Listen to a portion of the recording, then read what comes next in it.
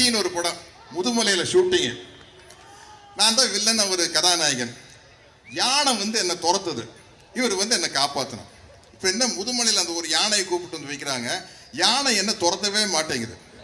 இவர் யானை துரத்த மாட்டேங்குது, டைம் ஆகிட்டு இருக்குது. இவர் கூப்பிட்டு ஒரு ஐடியா சொல்றாரு, சத்யராஜ் வெள்ளத்தை கையில் எடுத்துக்குங்க, அதை யானை கிட்ட போய் காட்டுங்க.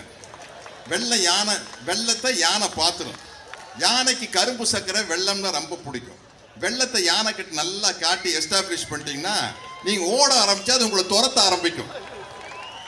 ஓட ஓட வெள்ளத்தை வீசி இருக்கு அப்படின்னாரு. நல்ல ஐடியா விஜய். யானை துரத்த ஆரம்பிச்சதுக்கு அப்புறம் நான் வெள்ளத்தை வீசினது யானை கவனிக்காம இன்னும் வெள்ளம் இவன் கையில் தான் இருக்குன்னு நினைச்சா ஏன் கதி என்ன ஆகுறது?